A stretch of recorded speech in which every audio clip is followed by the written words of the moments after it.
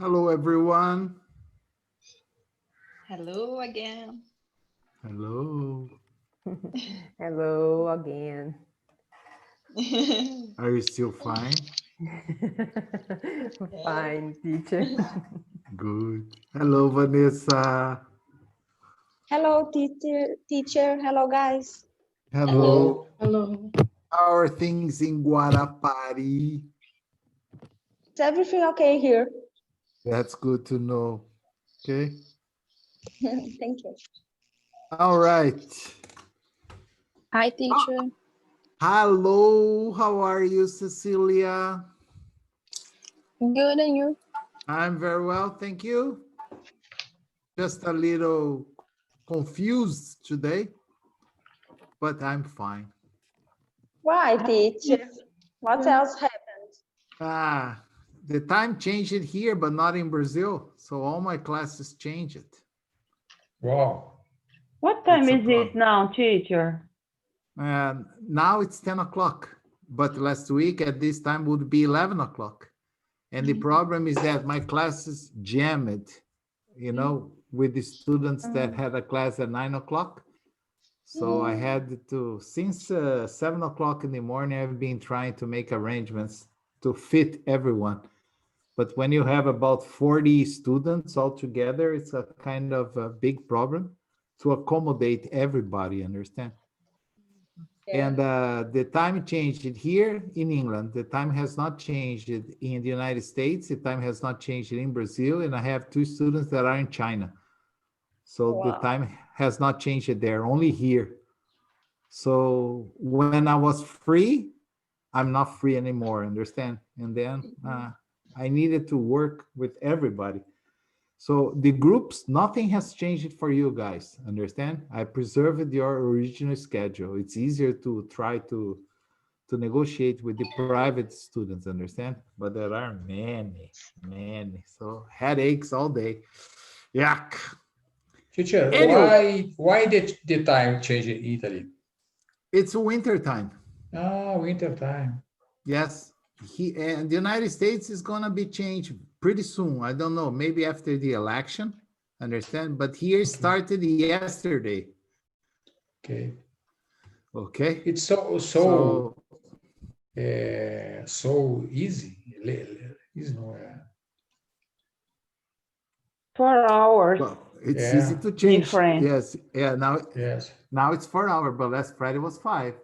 So everything was beautiful last Friday. Today was a mess. Understand? I think it's so late, not now.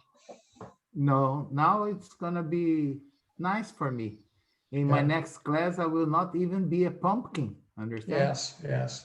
Yes. Yeah. But the You problem, gave Oscar, is that, gave for 2 hours. example, You gave 2 hours earlier a day. Yes. The time. Not so no, late today. yeah, 1 hour only, 1 hour. 1 hour. Yeah, Okay. instead of finishing at 2 o'clock in the morning, I'll be finishing at 1 o'clock in the morning. Okay. Okay. 1 hour. Okay. Yeah, but the problem is, last Friday I had a class at 10 o'clock, for a basic group at 10 o'clock. My time in Brazil was 5. Yeah. But today, according to my time, the class started at 9. And I had students at 9. Understand? The problem. Yeah, and for them, 9 is 9. Okay? Yeah. Yes, like I was The talking problem. to Carol today, okay? It's been a problem all day. Like Carol had a class in the morning, okay? And I was here preparing the material, and she said, "Oh, teacher, where are you?" I said, "Right, Carol?" I said, Yes, "Well, teacher. I'm here." But according to my time, it was early for Carol's class. It was only 11:30. She said, "No, it's time now, teacher." And I was, oh gosh, in Brazil now it's only 4 hours, so it's okay. Okay, but that was the beginning of all my problems. Oh, teacher, sorry for that, teacher. Carol, Yeah. you don't need to apologize. You just I think you were my savior. Okay. No, if you hadn't mentioned that, I would continue normally all day long, and I would be wrong in all the classes. You Okay. just opened my eyes to something that yesterday I didn't realize. Okay? Because Okay. my wife told me yesterday, call me at about 8 o'clock. And I thought, okay. So when it was 1 o'clock, I called her. And she said, why did you call me only now? I said, it's 8 o'clock. No. She said, no, it's 9. And I was, am I crazy or what? And then I didn't realize the problems I would have today. Okay? Yeah. So you just helped me a lot. You can be sure of that. Okay, teacher. Without you, I would. So thank you. Well, okay. Today, once again, we will be talking about something extremely important. Something that I'm going to tell you, it works. Something that I'm going to tell you, I have personally done with both my sons, both. And because of that, you don't imagine how much I have helped them. Since my wife discovered she was pregnant, I made an agreement with my wife. Just a moment. When my wife discovered she was pregnant, we were living outside Brazil, and I told her, oh, we got to do something to help this kid that is coming. So from this moment on, I would just talk to him in English, and you talk to him in English, in Portuguese. And she said, are you sure? You're going to drive them crazy. I said, no, I'm sure I'm not going to drive them crazy. Let's do it. It's going to be good for them. And even in her belly, I would talk to them in English. Hello, big boy. I knew it was going to be a boy, okay? How are things inside of there? Are you anxious to come out? And it was funny. Yes, it was funny because one day I remember I got home. She was kind of nervous because I had been traveling and the baby had not moved for 3 or 4 days. And she said, I think I have to go to a doctor. The baby, I think something happened to the baby. I said, why? He hasn't moved for 3 days. And I said, nah, come on. Never mind. And then I put my hands on her belly and I started said, hey, little boy, what's happening? Have you been sleeping? Dad is back home. Aren't you going to talk to me? And it was very funny because suddenly it started moving like a wave, whoa, whoa, whoa, in her belly. And she said, oh my gosh, he's alive. I said, of course he's alive. But it responded to me talking to it or him in English. Yeah. And then he was born. I continued the same way. Come with daddy. Let's go out. Let's play. Come with daddy. Let's do this. When he was like a 12-month, 11, between 11 and 12, he started, my wife and I had a bet if he was going to say mommy or daddy first. I won. He said dad first in English.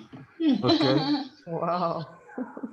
And it was very funny because the moment he started speaking, he could speak normally both languages. He was like a natural born translator.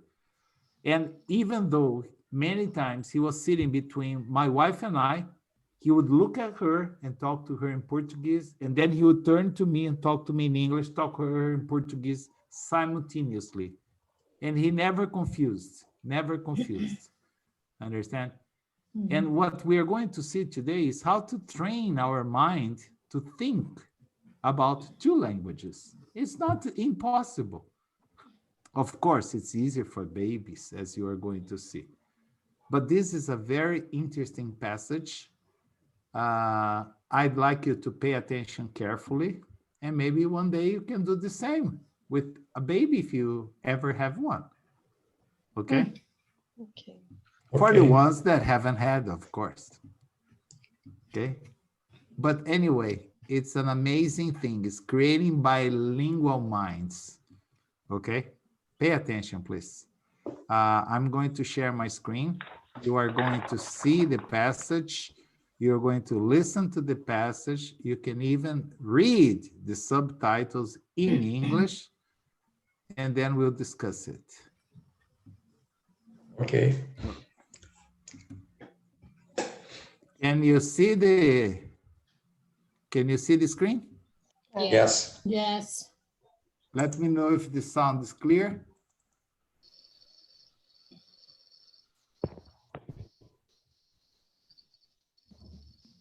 No sound yet, okay? Yeah. Not yet. Not yet.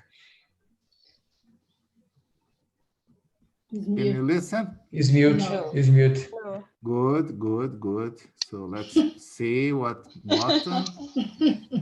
Okay, okay. Now I think it's okay. Yes. The sound is okay. How many of you can speak 2 languages? Most of you can. We are in Europe, after all. Now, let me ask you this. How many of you would say that you are completely fluent in 2 languages so that you could take a job or dream in either one of them? Not as many. Why is that? I think we can all agree that being fluent in 2 languages is a good thing. It creates additional job prospects. It allows us to talk to more people. It also has been linked to several cognitive and social advantages, and it delays the onset of Alzheimer's Oh, disease. good, thanks. So why are we not all fluent bilinguals? Those of us who studied foreign languages in school probably remember how hard it was and how much we struggled. I'm certainly speaking from experience here. I started learning English when I was about 10 years old, in school, right here in Ljubljana. And about 9 years later, when I went to study in the United States, I thought my English was pretty good. I was able to do my homework just fine.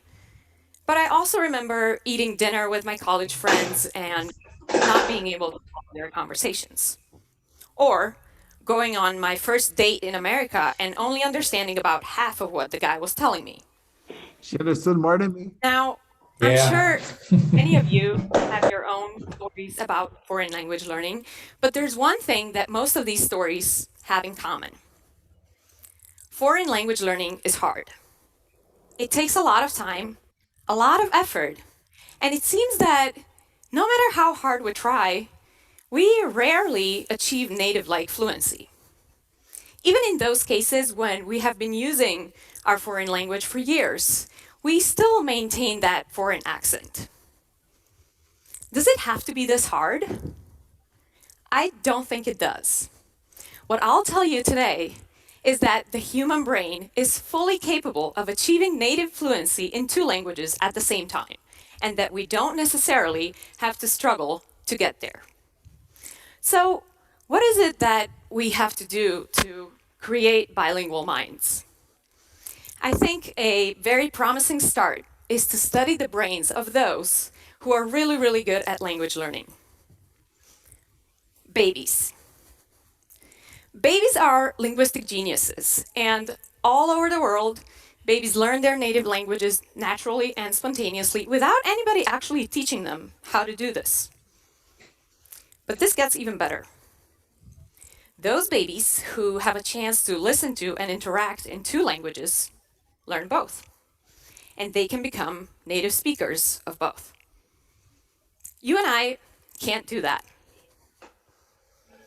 And computers can't do that either. So why and how are babies so good at language learning? I'm a researcher at the University of That's where I Washington's used to Institute for study. Learning and Brain Sciences, ILABS for short. And I study the brain processing of language in babies between 0 and 3 years of age. I focus specifically on those babies who are learning 2 languages at the same time, bilingual babies. The approach that we take to study the baby brain is called magnetoencephalography, MEG for short. We call it the hairdryer from Mars. But it's important to understand that this machine is actually completely safe, non-invasive, and completely silent. So pretty baby-friendly. We use magnetoencephalography to study the baby brains, and the MEG machine that we have at our institute is actually one of the few in the world that's configured specifically for babies. We also have a team of trained research assistants whose job is to keep the babies happy and entertained when we study their brains. One question that we recently studied with MEG was, what goes on in the brains of those babies who grow up in households where 2 languages are spoken at the same time by native speakers? If we look at these babies' brains before the babies even begin to talk, are they different from those of babies who listen to a single language? Here's how we tested these questions. We brought the babies into the lab. Half of them were from bilingual families where one parent was a native speaker of Spanish and the other one was a native speaker of English. The other half of the babies were from families where both parents were native English speakers, so English was the only language spoken in the household. Then, to prepare the babies for MEG, we used a special digitizing pen and a hat. And what this procedure allows us to do is to track the shape of the baby's head so that we can then continuously monitor the baby's motions when the head is in the MEG helmet. We then brought the babies into the MEG room where they sat on a special high chair. The head goes right into the MEG helmet and the parents sit right next to them when we look at their brains. During the MEG studies, the babies typically listen to the sounds of language. In this case, the sounds came from Spanish and English. So let's take a listen to see what that sounded like.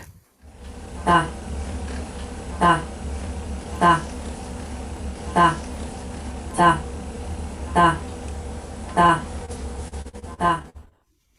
Some of these sounds are specific to English, some are specific to Spanish, and some are common to both languages. All babies in these studies were exactly 11 months old. This is typically right around the time when babies begin to produce their first words, but they're not really speaking yet. So, what did we find? What we found was that the brains of monolingual babies were specialized to process the sounds of English, their native language, and were not specialized to process the sounds of Spanish, the language to which these babies were not exposed. What about the brains of bilingual babies? Well, as it turns out, the brains of bilingual babies were specialized to process the sounds of both languages, Spanish and English. So what does this mean and why am I so excited about this? What this means is that the baby brain specializes to process whatever language or languages are present in the environment. The brains of those babies who listen to one language specialize to process one language. But the brains of those babies who listen to 2 languages specialize to process 2. Or 3 or 4. There's one more finding in this study that I'd like to tell you about. There's a part of the brain called the prefrontal cortex. It's highlighted in green in this schematic that you can see. But it's right here in the very front of your brain. And we use this part of the brain to direct our attention, to switch back and forth between doing different tasks and to think flexibly. I think we can all agree that these are extremely important tasks to do in the 21st century. We were curious to see how the 2 groups of babies compared in terms of their brain activity in these prefrontal areas. Interestingly, what we found was that the bilingual babies had stronger brain activity, stronger brain responses to language sounds, specifically in these prefrontal regions. Now, why would that be? One explanation is that the constant switching back and forth between 2 different languages provides exercise for the brain. That it strengthens these brain networks that participate in attention switching, and that this provides a cognitive boost to the bilinguals. Many other studies have actually shown that bilingual children, but also bilingual adults, have advantages when it comes to tasks that require cognitive flexibility. But what's particularly intriguing here is that we see brain differences, specifically in these areas that are related to flexible thinking at 11 months of age, before these babies are even speaking. So, our studies have shown that the baby brain is fully capable of specializing in 2 languages at the same time, and that there are possibly some additional advantages that come along with this for free.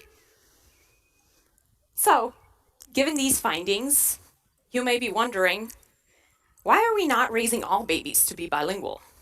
There has to be a disadvantage here that I'm not telling you about. Some people think so. One common concern is that bilingualism slows language learning down, that it makes it slower. Research doesn't actually support this. Instead, what studies have shown is that if we consider the patterns in bilingual learning, they're actually very, very similar to what we see in monolingual learning. For example, bilingual babies start producing their first sounds as well as their first words at the same age as monolingual babies. We also know that if we give bilingual children credit for each word that they know across their 2 languages, their vocabularies are of the same size, if not bigger, than those of monolingual babies.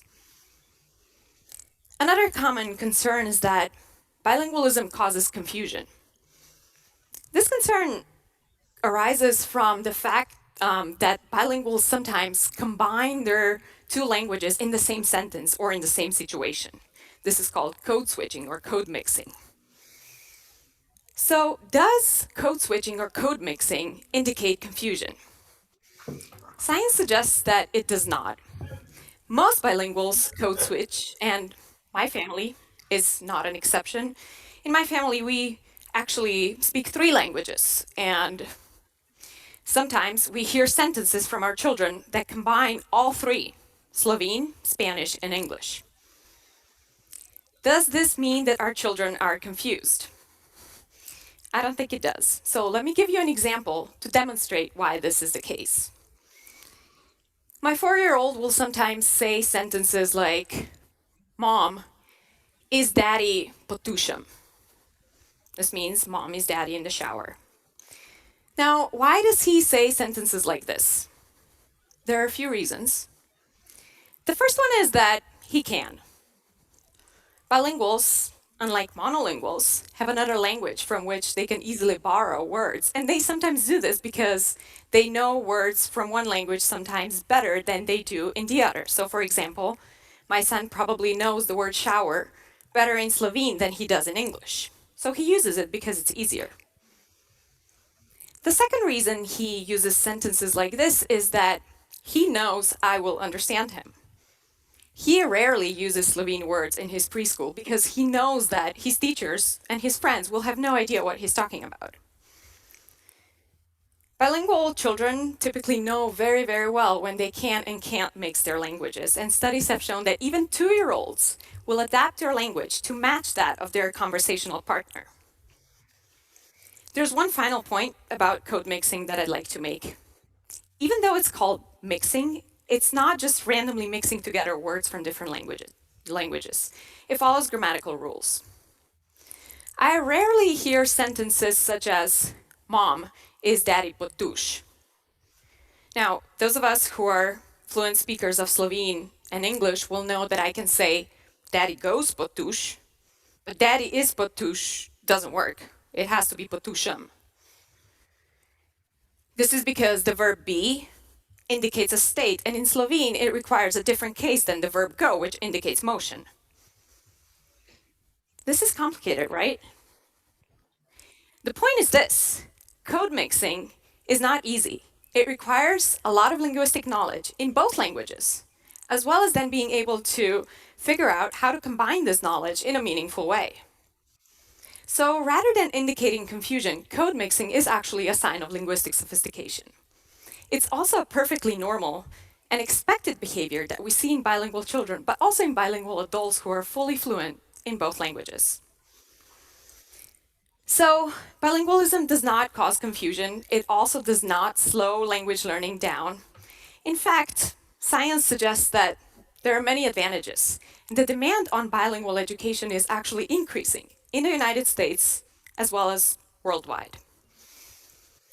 People are also beginning to realize that starting from an early age may be the best solution, because we know that at birth, the human brain is just as capable of learning 2 languages as it is to learn one. So, what should we do? How can we provide all babies with an opportunity to learn two languages from a very young age? In families like mine, the answer is straightforward because parents are native speakers of languages that are different from what the child hears outside of the home. But what about everybody else? As a child language development specialist, I often hear from parents who are eager to provide their baby with an opportunity to learn another language, but they're not native speakers of that language, and they can't afford to hire a nanny who's a native speaker of that language. Some parents think that their baby may be able to learn a foreign language by watching television. Unfortunately, this is not the case. Older children may be able to learn some foreign language words from electronic media, but babies learn languages through play, through frequent social interactions with live human beings who are fully competent and comfortable users of that target language. So really, the question comes down to this. Can we create environments within public education through which all babies will be able to learn foreign languages from a very early age? If we start very, very early, how much and what kind of language exposure is needed to create a truly bilingual mind? From research, we know that babies can learn foreign languages surprisingly quickly. But at the same time, we also know that the type of language they hear is critical in determining how much they will learn and how quickly they will learn. So can we make this work? We think that we can. From research, we know that there are 6 principles, 6 ingredients, if you will, that grow children's language.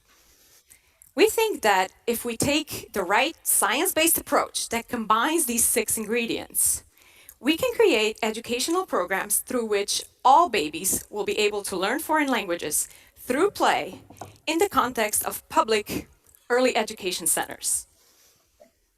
We recently started to test this idea in one of the European capitals where the government is very excited to promote foreign language learning for all babies from birth. The results of these studies are extremely exciting and extremely promising, so stay tuned. We think that this approach has the potential to change the game for bilingual education. We're hoping to scale it up so that it will one day allow all babies to reach their full potential and to start learning 2 languages from a very young age. Thank you. Hvala.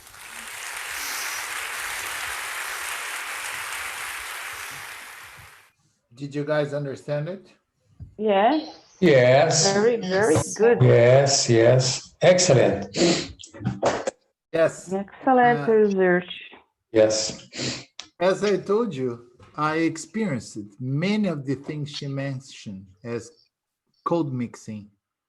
For instance, I am crazy about coffee. My wife is not so much. So many times my son would wake up early. He would walk into our room. And of course, he would always wake up the mother first and would say, "Mom, I'm hungry. Can you prepare breakfast?" And she would say, in Portuguese, he would ask her in Portuguese. Okay, remember this. Every time he spoke to her, he would talk to her in Portuguese. She would say, "Oh, okay. Go see what your daddy wants for breakfast."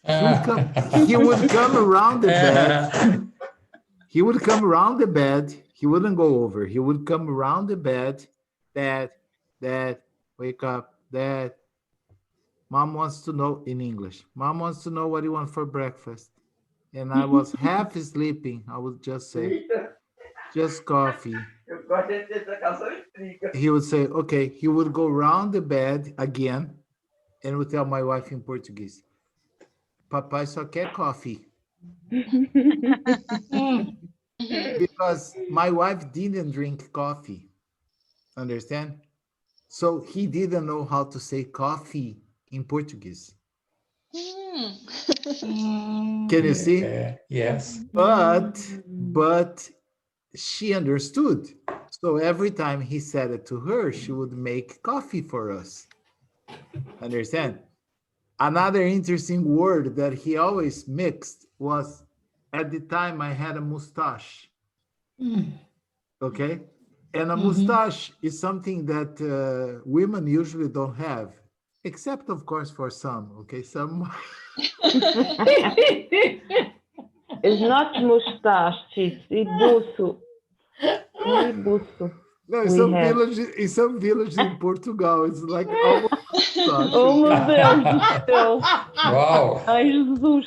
É para This ficar is a bullying parecida com o teacher. papai. I'm sorry to say that, but sometimes I decided to shave my mustache because it was smaller than many women in small villages in Portugal. But anyway, I got diminished. But what happened? What I wanted to say is that he could only say mustache in English. He didn't know how to say that in Portuguese. Understand? So this is exactly what the woman said. But he would only use these words with my wife because she would be able to understand. When we moved back to Brazil and he started attending a regular school, I think he only had a problem once. Once. All the time he would just speak Portuguese with all the kids. But once he saw an airplane in the sky, and I don't know what happened, he said, "Look, a plane," in English. I think for some reason he said it in English. Maybe it was easier than say, "Olha avião." He said, "Look, a plane." And all the kids started laughing at him. Understand? Like, "What are you talking about?" And he was, "A plane?" And all the kids started bullying him. Yeah. And then he went back home and he was sad. He told me he would never speak English again because he had been bullied at school. And I said, "Don't worry about those kids. You know, they're jealous. Understand?" And no, but they all laughed at me. I said, don't worry about that. And it's impressive because kids, they learn not only the language, they even learn the accent. Understand? They can learn to speak a language just like a native speaker. My son would play with all the kids in the area where we lived, and nobody ever thought he was not 100% American. Understand? Yeah. And that's the most amazing things. But what I can tell you to a class where most of my students, unfortunately, are not babies, you have to think like a baby. Except me, teacher. Yeah, yeah, you are a little babe. Babies don't translate. Babies accept. Baby, yes. You teach your children Taught, yes, yes. English since a child? Since they were in my wife's belly. Yeah. Oh. I never spoke to them in Portuguese. Okay? You told us. Yes. Before. Yes. One is American, other is Brazilian, teacher. Well, both are registered in Brazil, understand? But one can, they moved when they were born here, but they moved there, understand? They have a double citizen. Actually, they were registered in Brazil, as I said, because I came back, I had the children, then I moved to the United States to get further studies, understand? Okay. And then they spent a couple of years with me. But my younger one, I don't know if I have already told you the day he humiliated the janitor in my building. Did I ever tell you that? Or no? No, I don't remember. It was a very funny situation. He was only 3 years old. And we had probably one of the worst snowstorms I have ever seen in my life during the night. I think it snowed almost a meter of snow. My car was buried under a meter of snow in the morning. So I woke up early and I went to check if my kids were properly covered and everything. And the little one, the younger one, was not there. The older one was sleeping, but the little one, no. And then I started looking for him and I couldn't find him in the apartment. And I thought, oh my gosh, where is he? And I went all over the apartment and I couldn't find him. And then I noticed that the latch that closes the door was unlocked. And I got desperate. I put on my boots, I put on my coat, and I ran outside because I can't believe he went outside. It's covered in snow, everything. When I got outside, he was walking in the parking lot along with the janitor. The janitor is the guy responsible for cleaning the area, okay? He was just walking beside the guy, and I could only see them. Tiny little boy, 3 years old, with this huge man with a machine plowing the snow. Whoa, just cleaning the entrance to the parking lot. Yes. And then I started screaming, get back here now. And he would, just a moment. And I was, no, get back here now. And then he came back running. Up. Yeah, what do you want? I said, what I want? Are you crazy? It's freezing outside. No, I put on my thermal. I am not cold. I'm okay. I said, no, I want you inside. You can get sick. Okay, I was just talking to my friend. I said, okay, you talk to your friend later.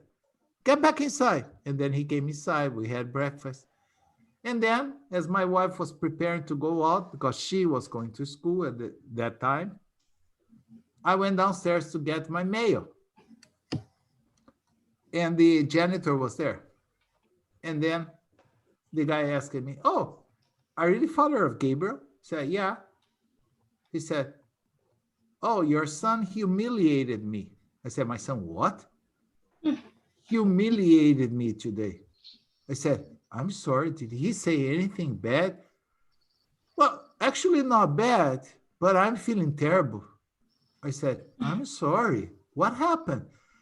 No, he started walking and talking to me. I just continued talking to him. And since it was the first time I saw him around, I asked him, where had he moved from? Because I thought he was local, understand? Yeah. He was talking to me normally in English, so I asked, where you came from?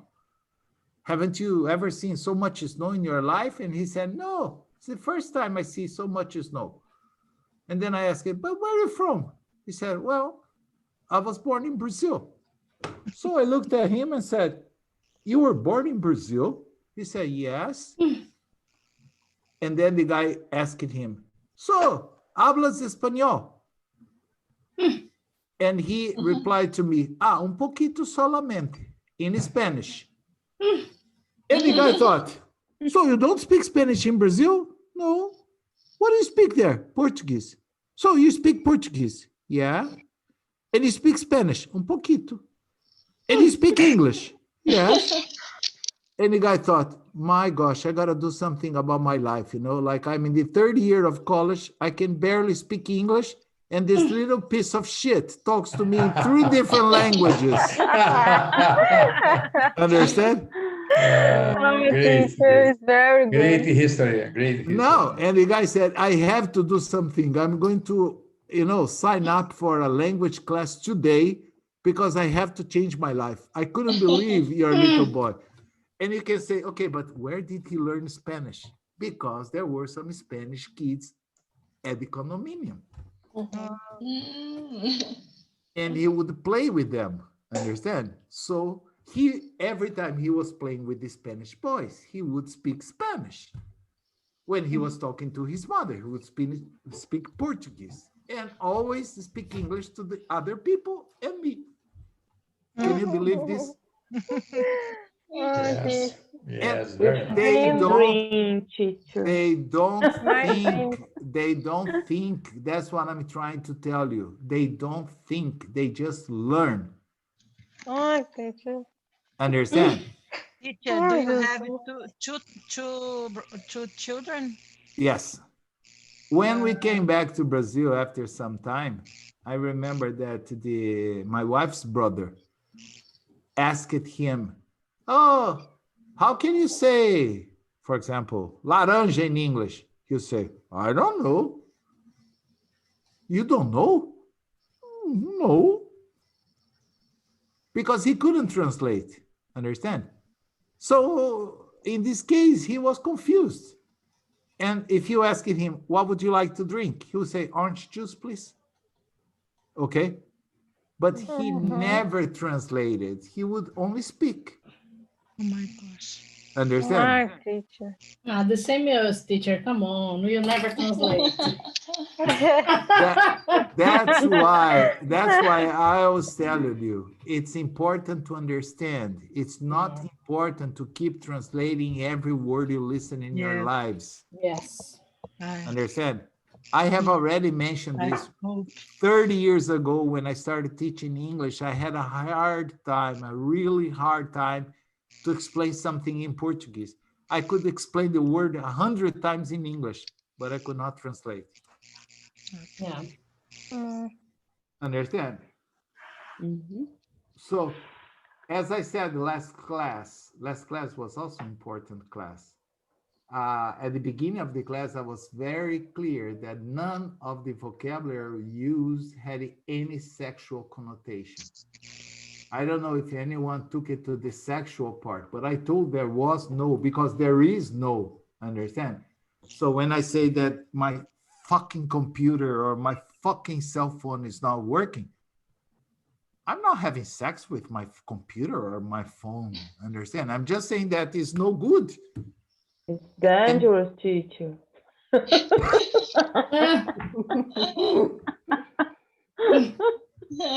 Maria da Glória, I better not reply to that, okay? I will keep my comments to myself, okay? I had an answer here, but I'm not going to say it, okay? Anyway. No. Yes. What you need to do is just understand, like, the connotation is better than the translation. If you listen to somebody saying, "This fucking phone is not working," why are you going to think he's talking about sex? He's not talking about sex. No. That's what I try to explain, understand? He's talking that the phone, for some reason, is no good. Okay? And like, I don't give a fuck about that. You can do whatever you want. That means I really don't care. It's not important to me. Understand? So if you keep translate, you will always get the wrong idea. And that's how children learn. If you tell a child, "This is a mug," he will never question you, "Why mug and not a cup?" An adult is probably going to say, "Oh, teacher, but it's not a cup. Don't you drink coffee? Don't you drink tea? So it's a cup." "No, this is a mug."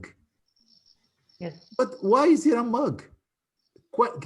Children don't do that. Mug? Okay, mug. That's it. So when he needs a big cup, he's going to say, "Can I have a mug, please?" Understand what I'm trying to say? Yes. Adults always want to know, "Okay, but how can I say this in Portuguese?"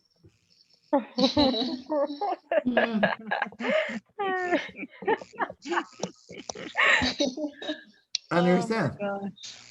Yes. The other day, as I told you, here, what I do is always eavesdrop on other people's conversation, understand? And the other day, I told you in class that I heard a big fight at a supermarket because the guy wanted to go inside without his mask. And the security guard said, no way, sir. You're not going inside without your mask. I'm not going to put on my mask. And the security said, so I have to ask you to leave. I'm not leaving.